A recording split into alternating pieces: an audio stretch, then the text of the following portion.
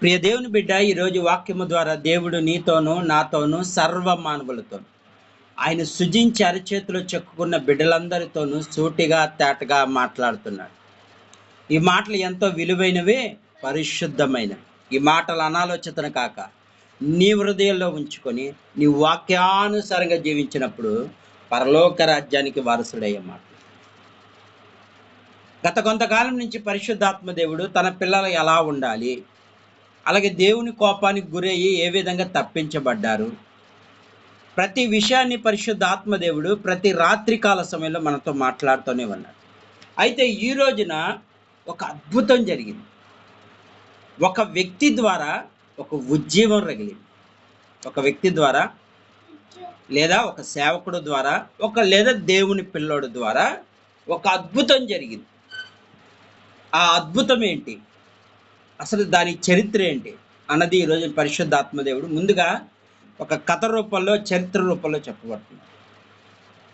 బబులోను సామ్రాజ్యంలో ఇశ్రాయేలు ప్రజలు, యూదులు దేవునికి వ్యతిరేకంగా ఉన్నప్పుడు యూదులు ఏం చేశారంటే, యూదులకు నెబుకద్నెజరు అనే రాజు దగ్గర వీళ్ళు బానిసత్వం అయిపోయారు.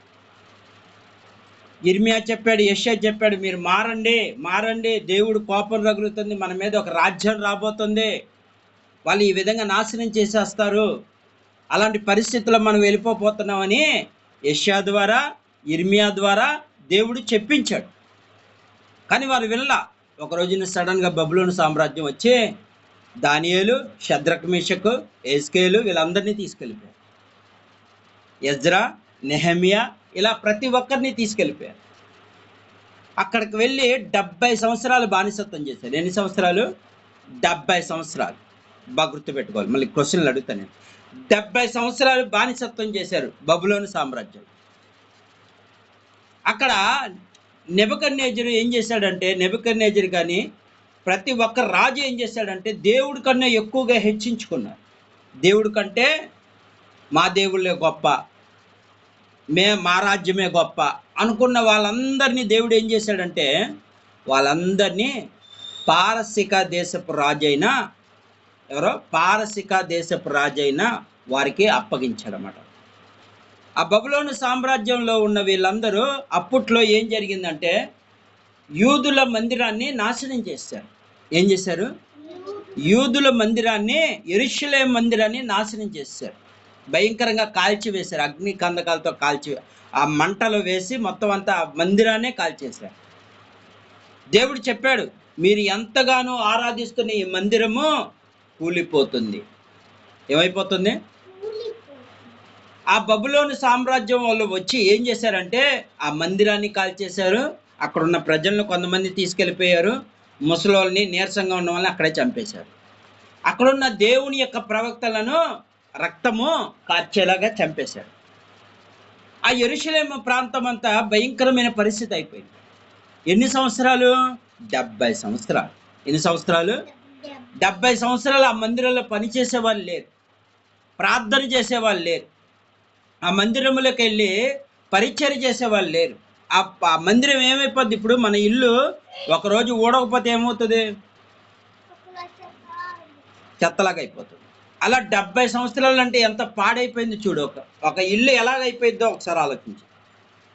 ఎంత భయంకరంగా అయిపోయింది ఆ మందిరం అంటే, మొత్తం బూజు పట్టేసి భయంకరంగా తయారైపోయింది. ఆ ముక్కలు, కాలిపోయిన ముక్కలు అలాగే ఉండిపోయి మందిరంలో సేవ లేకుండా నాశనం అయిపోయింది. అయితే ఈ 70 సంవత్సరాల తర్వాత యెషయా ప్రవక్త ఏమన్నాడంటే, 70 సంవత్సరాల తర్వాత వాళ్ళు విడిపించబడతారు అన్నాడు. ఎవరు విడిపించబడతారు? యూదులు విడిపించబడతారు, వాళ్ళు విడిపించబడతారు అని చెప్పిన తర్వాత వాళ్ళు నడుచుకుంటూ వెళ్తూ ఉన్నక్కడ అక్కడ ఎజ్రా అనే ఒక ప్రవక్త ఉన్నాడు. ఎవరున్నారు? ఎజ్రా అన్న ఆయన ఎవరంటే, మోషే ధర్మశాస్త్రములో ఉన్న, గుర్తుపెట్టుకుంది, మోషే ధర్మశాస్త్రమును ప్రావీణ్యం కలిగిన వాడు, ఆ మాటలను చెప్పటంలో చాలా చాతుర్యము కలిగిన వాడు, చాలా జ్ఞానవంతుడు ఈ ఎజ్రా. అయితే అప్పుడు ఎజ్రాకు ముందు ఏం జరిగిందంటే, దేవుడు ఒక రోజున కోరేషు అనే రాజు దగ్గర ఏం జరిగిందంటే ఆ రాజుకి ఒక కల వచ్చింది. దేవుడు ఆకాశం నుండి చూపిస్తూ, నా మందిరము పాడైపోయింది రాజా, నీ వెళ్ళి ఆ మందిరము బాగు చేయమని చెప్పి ఎవరిని చెప్పాడు? కోరేష్ రాజుని పంపించాడు. దేవుడు ఎప్పుడైతే ప్రేరేపణ జరిగిందో కొంతమందిని వెంట పెట్టుకొని ఆ కోరేష్ రాజు ఆ మందిరముని చూసి కొంత పని చేశాడు, కొంతవరకే పని చేశాడు. పని చేసి తిరిగి వచ్చేసాడు. ఆ తర్వాత ఏం జరిగిందంటే పాలస్తీనా దేశంలో కోరేషు బదులు అర్త అసస్తా అనే వ్యక్తి రాజుగా వచ్చాడు. ఎవరు వచ్చారు? అర్త హసస్తా అనే రాజు వచ్చాడు. అయితే యజ్రాను నెహెమియా వీళ్ళందరూ పెద్దలు ఉన్న వాళ్ళందరూ, మరి 70 సంవత్సరాలు ముగిసింది, మనం బానిసత్వం నుంచి వచ్చాం కదా, అర్త అసస్తా రాజు దగ్గరికి వెళ్దాం. ఎక్కడికి వెళ్దాం? అర్త అసస్తా రాజు దగ్గరికి వెళ్ళి మన మందిరం బాగు చేసుకుందాము, ఏంటి మన మందిరాన్ని బాగు చేసుకుందామని ఆయన అడుగుదాము. దేవుడికి ముందుగానే ప్రార్థన చేశారు. అక్కడ ఉన్న పెద్దలు అంటే యజ్రా, మిగతా వాళ్ళందరూ పెద్దలు ఉన్న వాళ్ళందరూ ప్రార్థన చేసి ఆ రాజు దగ్గరికి వెళ్ళినప్పుడు దేవుడు వాళ్ళకి ఏం చేశాడు? ఆయన హృదయాన్ని ప్రేరేపించి, సరే మీరు మందిరాన్ని కట్టడానికి నేను బంగారాన్ని, వెండిని, అలాగే సమస్తాన్ని ఇస్తాను. ఆయన దగ్గర ఉన్న ఆస్తులో సగభాగాన్ని ఆ మందిరానికి ఇస్తాను నేను. మీరు పనులన్నీ చేసుకోవడానికి సమస్తము నేను చేస్తాను అన్నప్పుడు, అప్పుడు యజ్రాని అడిగాడు. అస్తాని ఏమన్నాడంటే, యజ్రా నువ్వు వచ్చి నీ పెద్దలందరినీ తీసుకొచ్చి దేవుని పని చేయమని చెప్తున్నావు కాబట్టి నువ్వు ఎవరెవరిని తీసుకెళ్తున్నావు? ఏంటండి, నువ్వు ఎవరినెవరిని తీసుకెళ్తున్నావో ఒక లెక్క చెప్పమని. నువ్వు ఎవరినెవరిని ముందు యజ్రాని అన్నాడు, నువ్వు మా దగ్గరే ఉండాలి, కొంత పని చేయడానికి వాళ్ళని పంపించాలి. ఎవరిని పంపించాలి? నువ్వు ఎవరెవరిని పంపుతావో వాళ్ళని పంపించు, కొన్నాళ్ళ తర్వాత నిన్ను పంపిస్తాను అన్నాడు ఆ రాజు. అంటే ఒక షరతు పెట్టాడు. ఎందుకంటే యజ్రా ఎంతో మంచివాడన్నమాట. ఆ రాజుకు ఎప్పుడు చక్కటి సలహాలు ఇస్తూ ఉంటాడు. అందుకే యజ్రా లాంటి వాడు ఎప్పుడు చూడలేదు అర్థాసస్తా. అందుకే యజ్రా అంటున్నాడు, యజ్రాని నువ్వు ఆగి కొంతమందిని పంపించాను కానీ అయ్యా అలాగే అని ఏం చేశాడు ఈ యజ్రా? కొంతమందిని అంటే 12 మందిని వంశాల వారిని, 12 మంది పెద్దలు, ఎవరో 12 మంది పెద్దలు వంశాల వారు, వారి వంశాల్లో ఉంటారు కదా వంశం అనేవాళ్ళు. ఇప్పుడు మనకి ఎలాగో సాదే కాండ్రు ఇలాగ ఉన్నాయి కదా, అలాగే వారి వంశాల్లో ఎంతమంది ఉన్నారో వాళ్ళందరినీ పనివారిగా తీసుకెళ్ళాడు అక్కడికి. మీరు వెళ్ళండి అని చెప్పి ఆ 12 మందికి దేవుని మందిరాన్ని చక్కగా కట్టండి, దేవుని పని చక్కగా చేయండి అని చెప్పి పంపించాడు యజ్రా. యజ్రా పంపించిన కొన్నాళ్ళకు రాజు దగ్గర, అయ్యా నా మందిరాన్ని ఒక్కసారి చూడాలయ్యా, చాలా రోజులు అయిపోయింది ఇప్పటికే. ఏమన్నాడు? చాలా రోజులు అయిపోయింది, ఆ మందిరం నేను చూడలేకపోయాను. అర్థాసస్త గారు ఒక్కసారి, అయ్యా రాజా మాకు సహాయం, ఒక్కసారి నా పైన కరుణి, నేను చూడాలయ్యా, ఎన్నో రోజులు అయిపోయింది, కొన్ని 5-6 సంవత్సరాలు అయిపోయింది అయ్యా, నేను వెళ్ళి చూసి వస్తానయ్యా అని అనగానే, సరే యజ్రా వెళ్ళి చూసి అక్కడ ఏం జరుగుతుందో నాకు తెలియపరచు, నీకేమైనా సహాయం కావాలంటే నేను పంపుతాను, కానీ నువ్వు మళ్ళీ నా దగ్గరికి వచ్చే యజ్రా అన్నాడు. ఏమన్నాడు? నువ్వు మళ్ళీ నా దగ్గరికి వచ్చే అన్నాడు. అనగానే అప్పుడు యజ్రా ఎంతో సంతోషంగా దేవుడి మందిరం నిర్మించబడుతుందన్న ఆనందముతో కొన్ని నెలలు అక్కడికి వెళ్ళిన తర్వాత అక్కడికి వెళ్ళగానే యజ్రా ఆ మందిరం అలాగే పాడైపోయింది. ఏమైపోయింది? ఆ మందిరం అంతా పాడైపోయింది, ఇంకా ఏ పని చేయలేదు. వెళ్ళిన వారందరూ ఏమైపోయారని అడుగుతూ ఉంటుంటే, అయ్యా మీరు పంపించిన పెద్దలందరూ పెళ్ళిళ్ళు చేసుకున్నారు. ఏం చేసుకున్నారు? దేవుడు పని చేయాల్సిన వీళ్ళు ఏం చేశారంటే అన్య స్త్రీలను పెళ్లి చేసుకున్నారు. ఏం చేసుకున్నారు? దేవుని పిల్లలు కాని వారిని పెళ్లి చేసుకొని వాళ్ళ జీవితాన్ని కొనసాగిస్తున్నారు. ఎలాగా? దేవుడి పని పక్క పెట్టేసి వాళ్ళ సొంత పని చేస్తున్నారు. తన పిల్లల కోసం ఏంటి, తర్వాత ఏంటి, ప్రతి వాటి కోసం వారి పనులు. దేవుడు ఇక్కడ వీళ్ళని ఎంతో 70 సంవత్సరాల బానిసత్వంలో విడిపిస్తే దేవుడు పని చేయమని యజ్రా ద్వారా దేవుడు ప్రేరేపించి పంపిస్తే అక్కడ రాజు దగ్గర కన్నీటి ఉపవాస ప్రార్థన చేశాడు యజ్రా రాజు కోసం, రాజు మనసు మారాలని. అయితే దేవుడు కరుణించి పంపిస్తే వీళ్ళు ఏం చేశారు? దేవుని పని చేయకుండా ఏం పని చేశారు? దేవుడు పని చేయకుండా అన్య స్త్రీలను పెళ్లి చేసుకున్నారు. దేవుడు ఎరగవారిని పెళ్లి చేసుకొని ఆ ఇల్లులు కట్టుకుంటూ ఏంటి ఎలా ఉన్నారు? వాళ్ళు ఇల్లులు కట్టుకుంటూ ఏంటి దేవుడి మందిరాన్ని విడిచిపెట్టేసేసి వాళ్ళ ఇష్టానుసారంగా అంటే వారి కుటుంబ పోషణ కొరకు వాళ్ళ పిల్లల భవిష్యత్తు కొరకు వాటి కోసం ఆస్తులు సంపాదించుకుంటున్నారు తప్ప దేవుని మందిరాన్ని పట్టించుకోలేదు. అప్పుడు ఎజ్రా అక్కడికి వెళ్ళి అప్పుడు ఎజ్రా ఏడ్చు దేవుని మందిరం ఎదుట సాష్టాంగపడుచు పాపం ఒప్పుకొని ప్రార్థన చేశాడు. ఎవరి కోసం చేశాడు ప్రార్థన? అయ్యా, నీ ప్రజలైన వారు నువ్వు విడిపించి బానిసత్వం విడిపించిన వారి కోసము ఎజ్రా ప్రార్థన చేశాడు. ఎవరి కోసం చేశాడు? ఇశ్రాయేలు పురుషులు స్త్రీలు చిన్నవారు మిక్కిలి గొప్ప సమూహం అతని యొద్దకు కూడి వచ్చి బహుగా ఏడవగా ఏం చేశాడు? ఏడుస్తున్నాడు ఎజ్రా. అయ్యా, వారి పాపాలు క్షమించాయా, నీ పని చేయాల్సిన వీళ్ళు ఏం చేశారు? నీ పని చేయాల్సిన వీళ్ళు లోకములో పనిచేశారయ్యా అని ఏడ్చాడు ఎజ్రా. బహుగా ఏడ్చాడు. మందిరము పాడైపోయింది, ప్రార్థన లేదు, దేవుడి మందిరములో ప్రవక్తలు పనిచేసే వాళ్ళు లేరు. ఆ మందిరము పాడైపోయి ఎలాగుంది యెరూషలేము మందిరము? ఒకప్పుడు గొప్ప వైపు 40 సంవత్సరాలు ఆ మందిరం కట్టి. ఎన్ని సంవత్సరాలు? 40 సంవత్సరాలు కష్టపడి 40 సంవత్సరాలు దేవుని మందిరానికి ఎన్నో త్యాగాలు చేసి ఆ మందిరాన్ని కట్టిన మందిరంలో దేవుని యొక్క వెలుగు దిగింది. ఏం దిగింది? దేవుని యొక్క అగ్ని అభిషేకం ఆ స్థలంలో దిగింది. అలాంటి మందిరాన్ని విడిచిపెట్టేసి వీళ్ళు ఏం చేస్తున్నారంటే సొంత పనులు చేసుకుంటున్నారంట. సొంత పనులు, భార్యలు, పిల్లలు. ఈరోజు దేవుని వాక్యం సెలవిస్తుంది, ప్రియ దేవుని బిడ్డ, నీవు దేవుని పిలుపు కొరకే ఈ భూమి మీదకి వచ్చావు. మానవుడు అన్నవాడు ఎందుకు వచ్చాడంటే దేవుని పిలుపు కొరకే. ఆయన ఎన్నో మార్లు నిన్ను పిలిచాడు. అయ్యా, నా బిడ్డలు ఎంతోమంది నశించిపోతున్నారు, ఎంతోమంది నరకంలో పడిపోతున్నారు, వారందరినీ రక్షించడానికి నిన్ను ఏర్పరచుకున్నాడు. కానీ ఈ రోజున ఏం జరుగుతుంది? దేవుని పని పక్క పెట్టి నీ సొంత పనులకు ఉపయోగించుకుంటున్నావు. అందుకే ఇక్కడ ఎజ్రా ఏడుస్తున్నాడు, ఎలిగెత్తి ఏడుస్తున్నాడు. ఇశ్రాయేలు పెద్దలు అందరూ ఏంటి ఎప్పుడూ లేని ఇంత ఏడుపు ఏంటి? ఇక్కడ ఏం జరుగుతుంది చూద్దాం. ఏలాము కుమారుని ఒకడుగు యెహీలు కుమారుడైన షెకన్య ఎజ్రాతో ఇట్లను, మేము దేశమందు అన్యజనుల స్త్రీలను పెళ్లి చేసుకొని మా దేవుని దృష్టికి పాపం చేసితిమి. ఏమన్నారు? మా దేవుని దృష్టికి పాపం చేశాము. మా దేవుడు చెప్పాల్సిన పని చేయకుండా వీళ్ళు ఏం చేశారు? పెళ్లిళ్ళు చేసుకున్నారంట. ఎవరిని పెళ్లి చేసుకున్నారు? అన్యుల్ని పెళ్లి చేసుకున్నారు. అన్యుల్ని పెళ్లి చేసుకుని కనీసం దేవుని మాటలైనా వాళ్ళకి నేర్పించారా?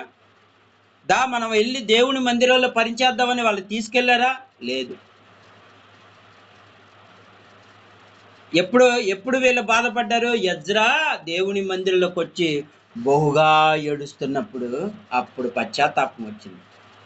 మేము చాలా తప్పు చేశాము, 70 సంవత్సరాల బానిసత్వంలో దేవుడు విడిపిస్తే మేము చాలా తప్పు చేశామని అప్పుడు ఏడుస్తున్నారు. ఎజ్రా బహుగా ఏడ్చాడు. ఈరోజు అదే జరుగుతుంది ప్రతి ఒక్కరిలో. దేవుడు ఆకాశం నుండి ప్రతి మానవుని భూమి మీదకు పంపించి తల్లి గర్భాన వేసిన బిడ్డల్ని అయ్యా నా పని చేయమని పిలిస్తే వీరు ఇప్పుడు ఏం చేస్తున్నారు? లోకంలో పనులు చేస్తున్నారు. దేవుని పని కన్నా లోకానికే ఎక్కువ ఇంపార్టెంట్ ఇస్తున్నారు. ఈ లోకంలో నువ్వు కష్టపడిన ఆస్తంతా జీవితాంతం ఉంటుందా? ఉంటుందా? దేవుడు అడుగుతున్నాడు. నువ్వు 12 అంతస్తులు కట్టని, 20 అంతస్తులు కట్టని, 50 అంతస్తులు కట్టని, ఎన్ని అంతస్తులు నువ్వు కట్టినా ఒక్క భూకంపం వస్తే గొప్ప కూలిపోతుంది. అది స్థిరమా? బంగారం స్థిరంగా ఉంటుందా? అగ్ని గంధకంలో కాలిపోతుంది. వెండి అగ్ని గంధకంలో కాలిపోతుంది. మరి ఎందుకు వాటి కోసం నువ్వు ప్రయాసపడుతున్నావు? నా పని చేయి, నేను నీ పని చేస్తానని దేవుడు చెప్తా ఉంటాంటే, నా పని చేయి, నీ పని నేను చేస్తానని దేవుడు చెప్తా ఉంటాంటే ఎందుకు చేయట్లేదు? దేవుడు ఈ రాత్రి అడుగుతున్నాడు. యూట్యూబ్లో వాక్యం వింటున్న ప్రియ దేవుని బిడ్డ, ఎన్నోసార్లు దేవుడు నిన్ను పిలిచాడు. అయ్యా నా పని చేయాలయ్యా. దేవుడే స్వయంగా పిలవలే. ఇక్కడ ఎజ్రాని దేవుడు పిలవలేదు. ఎజ్రా నువ్వు వచ్చి నా పని చేయమని చెప్పలా. ఎజ్రానే దేవుని మందిరం పైన మక్కువ కలిగి ఉన్నాడు. ఎలా ఉన్నాడు? నా దేవుని మందిరం చూడాలనే ఆసక్తి కలిగి ఉన్నాడు. ఎజ్రా నువ్వు వెళ్ళి నా పని చేయమని చెప్పాడా దేవుడు? ఎక్కడ? దేవుడు అంటే ప్రేమ. నా దేవుని మందిరము, నా దేవాలయము, నా దేవుని ఆలయము నేను పాడు చేసుకోకూడదన్న మనస్తత్వం కలిగిన వాడు ఎజ్రా. బబులోను సామ్రాజ్యములు అందరూ ఎలా ఉంటారంటే భయంకరమైన ముందు తాగుతూ ఉంటారు. వైన్ అని, విస్కీ అని భయంకరమైన వాటి తాగుతారు. అలాంటి మందు తాగటానికి కూడా ఇష్టపడలే. ఎజ్రాకి ఇస్తూ ఉంటుంటే, అర్థ రాజు ఇస్తూ ఉంటుంటే నాకు వద్దయ్యా, నా దేవునికి వ్యతిరేకంగా నేను ఏది చేయను అన్నాడు. ఏమన్నాడు? శరీరం అనే దేవాలయాన్ని పాడు చేసుకుంటే నా దేవుడు ఏడుస్తాడు. ఈ శరీరం అనే దేవాలయం ఇచ్చింది నా దేవుడు, ఈ దేవాలయం పాడు చేస్తే నా దేవుడు ఏడుస్తాడని ఆ వాటిని కూడా విడిచిపెట్టేస్తాడు ఎజ్రా. ఈరోజున దేవుని వాక్యం సెలవిస్తుంది, ఎజ్రా లాగా నువ్వు ఉండగలుగుతున్నా. ఉజ్జీవం రగిలిచ్చాడు, వెళ్ళి ఉపవాసం ఉన్నాడు. ఏమైందో ఇంకా ఏం చేశాడు ఆయన? కాబట్టి ఆ పని ధర్మశాస్త్రము జరిగినట్లుగా ఏలిన వాడైన యోచన బట్టి నీ భార్య పుట్టిన వారిని వేలివేసేదనని. అయితే అక్కడ ఏం జరుగుతుందో చూద్దాం. ఎజ్రా లేచి ప్రధాన యాజకులు, లేవీలు, ఇజ్రాయిల్ ఆ ప్రకారం వారి చేత ప్రమాణం చేయి. వారి ప్రమాణం చేయగా ఎజ్రా దేవుని మందిరము ఎలిషేబు కుమారుడైన యోనా గదిలో ప్రవేశించి అతడు అక్కడికి వచ్చి చెరపట్టబడిన అపరాధమును బట్టి దుఃఖించుచు భోజనమైనను పానమైన చేయకుండా, అసలు అన్నం ఏమీ తినకుండా, నీళ్లు కూడా తాగకుండా ఏడుస్తూనే ఉన్నాడంట. ప్రార్థన చేస్తా ఏం చేస్తున్నాడు? ఆ మందిర గదిలో కూర్చొని ఏడుస్తున్నాడు. నా పిల్లలు ఇలా పాడైపోయారు. నేను ఎంతో ఆశ పెట్టుకున్నాడు ఎజ్రా. నేను పంపించిన 12 మంది పెద్దలు ఎవరో అధికారులే, వాళ్ళు అధికారులుగా నియమించాడు. మీరు వెళ్ళి అలాగే పనివారిని తీసుకొని వెళ్ళి మన గోత్రములు అంటే ఆ యొక్క గోత్రములో ఉన్న వారిని, వంశవారిని, వాళ్ళందరినీ తీసుకువెళ్ళి పనంతా చక్కగా చేయించమని నాకు 12 మంది అధికారులు పంపితే 12 మంది అధికారులు కూడా దేవుని వ్యతిరేకంగా వెళ్ళిపోయారు. దేవుడు ఒక అధికారం ఇస్తే అధికారాన్ని పక్కన పెట్టారు. 12 మందికి అధికారం ఇచ్చిన ఆ అధికారి, ఇప్పుడు ఆ అధికారి తప్పు చేయడం వల్ల కింద వాళ్ళ మాట వినగలుగుతారా? నువ్వే అన్య స్త్రీలు చేసుకున్నావు, మేం చేసుకుంటే తప్పేంటి? నువ్వే ఇల్లులు కట్టుకుంటున్నావు, మేం కట్టుకుంటే తప్పేంటి? ఈ రోజున అదే జరుగుతుంది. దేవుడి పని చేయాల్సిందే పోయి వీళ్ళు ఏం చేస్తున్నారంటే సొంత పనులకు వాళ్ళ మనస్సును కేటాయించారు అక్కడ. అందుకే ఎజ్రా ఏడుస్తున్నాడు, నేను పంపిన 12 మంది పెద్దలే త్రోవ తప్పిపోయారు. ఇంకా పనివారు వింటారా మాట? నువ్వే పెళ్లిని చేసుకున్నావు కదా, మేము కూడా చేసుకోవాలి కదా అని వాళ్ళు చేసుకున్నారు. వీళ్ళ అధికారులు ఏం చేయాలి? నువ్వు ఇలా చేయాలి, అలా చేయాలని దగ్గరుండి పని చేపించేవారుగా ఉండాలి కదా. కానీ వీళ్ళే త్రోవ తప్పిపోయారు. దేవుని మందిరాన్ని వాళ్ళు పట్టించుకోలేదు. అందుకే ఎజ్రా బహుగా ఏడ్చాడు. నేను ఎంతో నమ్మకం పెట్టుకున్నాడు వాళ్ళ మీద. మీరు వెళ్తారు, మీరు చక్కగా చేయగలుగుతారు అని వాళ్ళ ధైర్యం చెప్పి పంపించిన వాళ్ళు ఈరోజు ఏమైపోయారంటే త్రోవ తప్పిపోయారు. ఈరోజు దేవుని వాక్యం సెలవిస్తుంది, ప్రియ దేవుని బిడ్డ, నువ్వు దేవుని పని చేయాల్సిందే, నువ్వు లోకంలో పని చేస్తున్నావా? దేవుడు ఎన్నో మార్లు పిలుస్తూ ఉన్నాడు. నీ తల్లి ద్వారా, దైవజనుల ద్వారా, వాక్యము ద్వారా అనేక విధాలుగా నిన్ను పిలుస్తాన్న కొద్దీ నేను నా పనే చేసుకుంటానని నీవు స్వార్థముతో ఉన్నావు. కాబట్టి నీ జీవితం ఎన్నటికీ వర్ధిల్లలేకపోతుంది. దేవుడు అదే చెప్తున్నాడు, నా పని చేయి. ఆయన పని ఏమీ లేదు, ఆయన పని ఒక్కటే, నశించిపోతున్న వారిని వెతికి రక్షించడమే ఆయన పని. యేసు ప్రభు వారు అంటూ ఉంటారు, 100 గొర్రెల్లో ఒక గొర్రె తప్పిపోతే కాపరి ఏం చేస్తాడని అడుగుతున్నాడు. కాపరి ఏం చేస్తాడు? దాన్ని వెతుక్కు తీసుకొచ్చి ఆ గుంపులో కలుపుతాడు.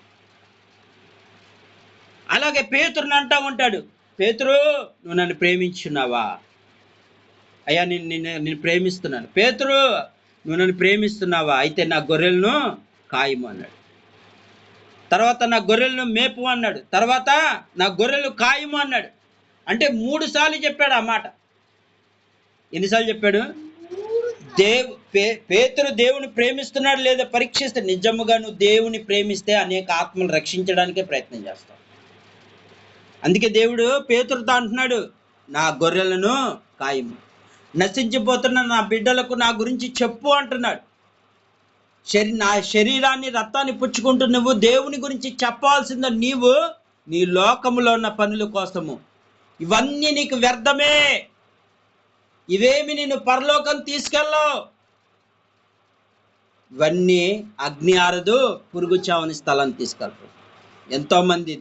ఎంతోమంది ఈ రోజున యూట్యూబ్లో వాక్యం వింటున్నారు, చాలా మంది వింటున్నారు. దేవుడు ఎందుకు ఆ పరలోకం నుండి ఈ భూలోకానికి వచ్చి ఆయన ప్రాణమే ఇచ్చేంత ప్రేమ ఎందుకు చూపాడంటే, నశించిపోక. నరకం అనేది మహాభయంకరమైంది. అది యుగములు అగ్ని ఆరదు, పురుగు చావని స్థలంలో నా పిల్లలు తల్లడిల్లకూడదు, నా పిల్లలు నేను రక్షించుకోవాలని ఈ లోకానికి వచ్చాడు. ఎక్కడికి వచ్చాడు? ఈ లోకానికి వచ్చాడు. అలాంటి ఈ లోకానికి వచ్చిన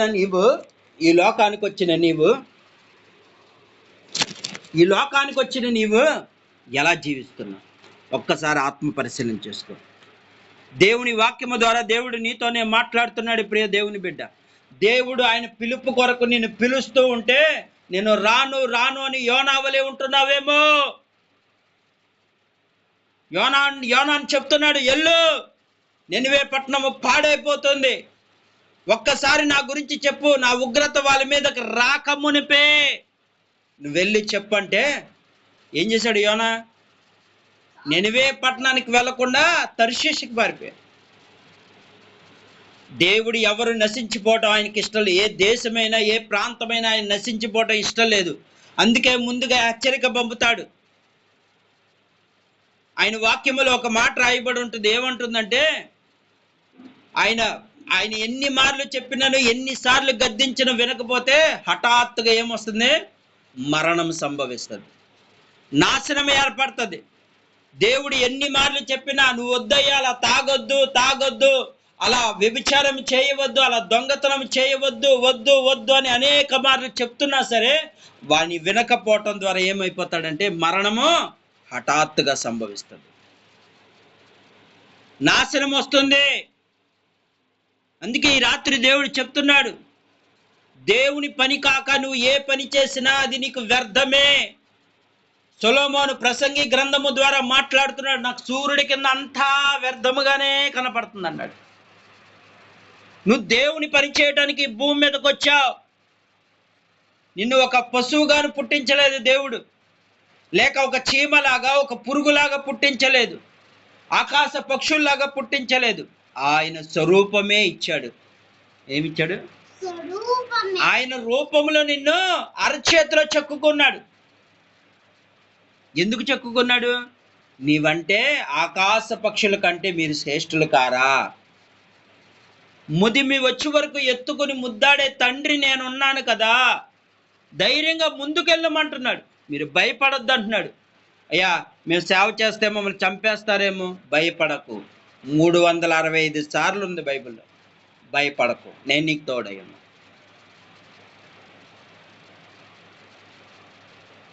భయపడకు, నీకు నేను తోడైనా. దానియేలు, భయపడకు, నేను నీ తోడై ఉన్నా. సింహబోల్లో నుండి విడిపించడానికి నేను తోడై ఉన్నా, ధైర్యంగా ఉండు. శద్రక మేషక అబేద్నెగోలు అగ్నిగుండంలో వాళ్ళు ఏమన్నారు? మమ్మల్ని పడవేసి మేము చచ్చిపోయినా పర్వాలేదు, లేదా మా దేవుడు మమ్మల్ని బ్రతికించినా పర్వాలేదు, దేవునికే మహిమ కలుగును గాక అన్నారు. చచ్చిపోయారా? వారి వెంటుకు కూడా 7 అగ్నిగుండంలో పడవేసిన ఒక ఎంటుకు కూడా కాలేదంట. ఆ ఎంటుకు వాసన చూసినా సరే ఆ వాసన రాలేదంట. అది మన దేవుడు చేయగలిగిన వాడు. ఈరోజు దేవుని పని కన్నా నువ్వు లోకల్లో ఏ పని చేసినా వ్యర్థమే. దేవుడు అంటున్నాడు నా గురించి, ఈరోజు ఉదయాన్నే నీకు 24 గంటలు నిన్ను కాచి కాపాడ, నా గురించి ఎంతమందికి చెప్పావు అని దేవుడు అడుగుతాడు. ఈ 24 గంటలు ఎంతమందికి నా గురించి నేర్పించావు? నా గురించి ఏం చెప్పావు అడుగుతాడు. ఖచ్చితంగా అడుగుతాడు. ప్రతి ఒక్కరిని అడుగుతాడు. సేవకుని కానించి, విశ్వాసుల కానించి, దేవుని మందిరంకి వెళ్తూ వాక్యం వింటున్న ప్రతి బిడ్డల్ని దేవుడు అడుగుతాడు, ఎంతమందిని రక్షిస్తున్నా? 24 గంటలు, రోజుకి 24 గంటలు నిన్ను కాపాడుతున్నాను. బస్ ప్రయాణంలో కానీ, ట్రైన్ ప్రయాణంలో కానీ, ఏ ప్రయాణంలో అయినా సరే నా గురించి నువ్వు చెప్పావా? కనీసం నీ పిల్లలకు చెప్తున్నావా? 1 గంట కూర్చోబెట్టి పిల్లలకు చెప్తున్నావా దేవుని మాటలు? దేవుని గురించి మాట్లాడుతున్నావా? నా తండ్రి ఈ విధంగా నన్ను కాపాడాడు, నిన్ను కూడా కాపాడుతాడనే బలాన్ని, భరోసాని ఇవ్వగలుగుతున్నావా? నీ సొంత పనుల కోసం నువ్వు దేవుడు ఈ భూమి మీద పంపించింది నిన్ను. ఆయన సొంత పనులు చేసుకోమని నేను పంపించింది. ఇక్కడ ఎజ్రా అందుకే ఏడుస్తున్నాడు. 12 మంది పంపించింది దేనికి? దేవుని మందిరములోను పని చేయటానికి. దేవుని మందిరం ఒక పక్క ఎలాగ ఉందంటే భయంకరంగా పాడైపోయింది. ఊడ్చేవాళ్ళు లేరు, ఆ మందిరంలో పనిచేసే వాళ్ళు లేరు, ఎవరూ లేరు, పట్టించుకునే నాదుడు లేడు. ఆ మందిరం ఒకప్పుడు ఎంతో కలకలగా ఉండేది, ఎంతో అందంగా, ఎంతో అద్భుతంగా తేజలుతూ ఉండేది. ఆ మందిరం ఇప్పుడు ఏమైపోయింది? పెంట కుప్పవలైపోయింది. భయంకరమైన బొగ్గు గనుల్లాగా మారిపోయింది, కాలిపోయి ఎవరు పట్టించుకునేవాడే లేడు. ఈరోజు దేవుడు చెప్తున్నాడు, నువ్వు దేవుని పని కన్నా ఏది ఇంపార్టెంట్ కాదు. నా పని చేయి, నేను నీ పని చేస్తా. దేవుడు పదే పదే ఈ రాత్రి చెప్తున్నాడు, నా పని చేయి, నేను నీ పని చేస్తా. నా పని కొరకు ముందుకు సాగు, నేను నీకు తోడై ఉంటా అని దేవుడు చెప్తున్నాడు. ఎజ్రా అప్పుడు ఏడవగానే ఏం జరిగింది? అప్పుడు చూడు, ఆయా గోత్రాల వారు అయితే ఎజ్రా ఏడ్చి ఉపవాసం ఉండి కన్నీరు కార్చినప్పుడు ఏం జరిగిందో చూద్దాం. అన్య స్త్రీలను పెళ్లి చేసుకున్న వారి సంగతి వారు సమాప్తం చేసి ఏం చేశారు? మొదటి నెలలో మొదటి దినాన, అంటే ఆ సంవత్సరంలో మొదటి దినం రోజున వాళ్ళ భార్య పిల్లలను కూడా వదిలేశారు. నాకు దేవుని పని కన్నా మీరు మాకు అవసరం లేదన్నారు.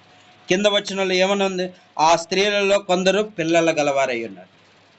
దేవుని పని కొరకు మేము వచ్చాం, మేము తప్పుడు మార్గంలోకి వెళ్ళిపోయాం. కనీసం మీరైనా దేవుని మార్గంలో నడవలేదు. కనీసం వారి భార్య అయినా, అయ్యా నువ్వు దేవుడి పని మీద వచ్చావు కదా, కనుక మా వివాహం అయిన తర్వాత మన ఇద్దరం దేవుడి పని చేద్దాం అన్న మాట వాళ్ళు రాలేదు. మీ యొక్క కౌగిట్లో, మీ యొక్క ఆలోచనలో మేము మునిగిపోయి దేవుని మర్చిపోయాం. కనీసం మీరు మమ్మల్ని హెచ్చరించలేదని చెప్పి భార్య పిల్లల్ని కూడా వదిలేశారు. దేవుని పని తర్వాతే ఏదైనా, ఈ పని ముగిసిన తర్వాతే మీతో ఏమన్నారు? మీతో కాపురం ఉండేది పని ముగిసిన తర్వాత. ముందు దేవుని మందిరం ఇవ్వాలా, అది ఎన్ని సంవత్సరాలైనా పర్వాలా. ఈ మందిరము పాడైపోయిన మందిరం మేము నిర్మించే వరకు వాళ్ళు వదిలేశారు. గొప్ప ఉద్యమం రగిలింది అప్పుడు. ఎజ్రా ఎప్పుడైతే ఉపవాసం ఉండి కన్నీరు కార్చడం మొదలు పెట్టాడో ఒక ఉద్యమం రగిలింది. ఇశ్రాయేలు దేశము, యూదులు అందరూ వచ్చేసి దేవుని మందిరంలో పడి ఏడ్చేశారు. మేము చాలా తప్పు చేశామయ్యా, మేము చాలా ఘోరమైన తప్పు చేశాం. 70 సంవత్సరాలు భయంకరమైన బానిసత్వాల్లో ఇశ్రాయేలు ప్రజలు 430 సంవత్సరాలు బానిసత్వంలో దేవుడు విడిపించిన దేవుని మందిరాన్ని మేము నిర్లక్ష్యం చేశామని వాళ్ళు కూడా ఏడవటం మొదలుపెట్టారు. గొప్ప ఏడుపు, మహా కన్నీరు కార్చారు, ఉపవాసం ఉన్నారు. ఒక్కొక్కరు ఏడుస్తూ ఉండి వారి హృదయములు ఆ పొద్దున్నుంచి ఎన్నింటి వరకు నుంచి గోని పట్టా కట్టుకొని, ఎలా కట్టుకొని ఉదయం నుంచి 3 రోజులు ఏడ్చారు. ఎన్ని రోజులు? 3 రోజులు వారి పాపాలు ఒప్పుకుంటూ అప్పుడు ఒకటే సంకల్పించుకు, మేము ఇంకా దేవుడి పని తప్ప ఏది చేయకూడదు. ఎజ్రా ఎలాంటి ఉజ్జీవం రగిలించాడు. నీలో ఎజ్రా లాంటి ఉజ్జీవం రగిలించే వాళ్ళు మీలో ఉన్నారు. లేవండి. ఈ రాత్రి దేవుడు చెప్తున్నాడు, కన్నీరు కార్చండి. నువ్వు దేవుడు పిలుస్తుంటే ఎన్నో మార్లు పారిపోయావు, కానీ ఈ రాత్రి దేవుడు చెప్తున్నాడు, నువ్వు నా పని చేయి, నేను నీ పని చేస్తా. నీకున్న అవసరతలు, ఇశ్రాయేలు ప్రజలు 430 సంవత్సరాలు బానిసత్వంలో ఉంటే 40 సంవత్సరాల అరణ్యములో పోషించాడు దేవుడు. పూరేలు పక్షుల ద్వారా, దేవదూతల మన్నాను కురిపించే మన్నా ద్వారా, మారా నీళ్లను మధురంగా మార్చి వారికి ఆహారమును ఇస్తూనే ఉన్నాడు. ఏ రోజున వారికి సర్వ సమృద్ధి తప్ప ఏమీ లేదు. వారు ఏ పని చేయలేదు. ఒక్క మోషే మాత్రము ప్రార్థన చేస్తూ ఉన్నాడు. సర్వము దేవుడిస్తూనే ఉన్నాడు తన ప్రజలకు. అది దేవుని ఈ వాక్యము ద్వారా దేవుడు చెప్తున్నాడు, దేవుడు నువ్వు దేవుని పని చేయడానికి ఈ లోకానికి వచ్చావు. నువ్వు ఉట్టిగా వచ్చి దేవుడు రేపు నువ్వు వెళ్ళగానే నువ్వు అది చేసావా, లేకపోతే ఆస్తులు సంపాదించావా, నీ పిల్లలకి ఎంత ఆస్తి సంపాదించావు అయ్యి అడగడు దేవుడు. ఎంతమందిని రక్షించావు, నీకుచ్చిన తలాంపులు బట్టి నువ్వు ఎంతమందిని రక్షించావు, ఎంతమందికి నువ్వు జ్ఞానాన్ని దేవుని యొక్క మార్గంలో నడిపించావు అని దేవుడు అడుగుతాడు. ఖచ్చితంగా అడుగుతాడు. ఇది దేవుని వాక్యం, ఇది యథార్థం. అయ్యా నా పిల్లలకి ఇన్ని ఆస్తులు సంపాదించా, అది కాదు ముఖ్యం. దేవుడు ఏమడుగుతాడు, నీ పిల్లలను నా యందు ఎలా పెంచావు,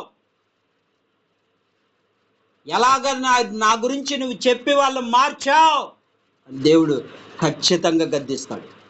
అప్పుడు నువ్వేమని, అయ్యా మేము ఇలా అయిపోయామయ్యా, ఇలా నీ వల్లనే అంతా జరిగిందంటాడు. ఎంతోమంది పిల్లలు లేక అల్లాడిపోతూ ఉంటే నీకు పిల్లల్ని ఇస్తే వాళ్ళు బహుమానంగా స్వాస్థ్యంగా ఇస్తే నువ్వు ఎలా పెంచుతున్నావు? నా బహుమానాన్ని స్వాస్థ్యాన్ని ఇచ్చాడు, ఆ స్వాస్థ్యాన్ని బహుమానం ఎలా పెంచుతున్నావు అని దేవుడు అడుగుతాడు. దేవుని మార్గంలో పెంచకుండా సాతాను యొక్క మార్గంలో వెళ్ళేలా చేసావా నువ్వు అని దేవుడు ఆ రోజున ఖచ్చితంగా అడిగినప్పుడు నువ్వు తల ఎక్కడ పెట్టుకోగలుగుతావు? 3 పిల్లల్ని ఇచ్చానమ్మా, నువ్వేం చేశావు? 4 పిల్లల్ని ఇచ్చా, నీకు ఏం చేశావు నా కోసం? వాళ్ళకి దేవుని మాటలు నేర్పించకుండా నీ సొంత పనులు చేసుకుంటూ నీ యొక్క బిడ్డల్ని విడిచిపెట్టి నీ ఇష్టానుసారంగా ఉండి నువ్వేం సాధిస్తున్నావు అని దేవుడు అడుగుతాడు ఖచ్చితంగా. ఈ రాత్రి దేవుడు చెప్తున్నాడు, ప్రియ దేవుని బిడ్డ, దేవుడు ఖచ్చితంగా అడిగేది ఒక్కటే, నశించిపోతున్నారు రక్షించడమే దేవుని యొక్క లక్షణం. దేవుని పిల్లలకు ఉండే లక్షణం అదే. అందుకు దేవుడు నిన్ను వాడుకోవాలనుకుంటున్నాడు. ఈ రాత్రి దేవుడు చెప్తున్నాడు, ఎజ్రా వలె ఉద్యమం రగలాల. అనేకులు ఎజ్రా ఏ విధంగా అయితే కన్నీరు కార్చాడు, ఉపవాసమును, ఈరోజు ఎంతోమంది నశించిపోతున్నారు. ఎక్కడ చూసిన భయంకరమైన యాక్సిడెంట్లు, భయంకరమైన ఇదిలో ఒక్కొక్కరు నరకములో, అగ్నిగుండంలో పడిపోతున్నారు. అందుకే దేవుడు అంటున్నాడు, మీరు కన్నీటితో ప్రార్థన చేయండి.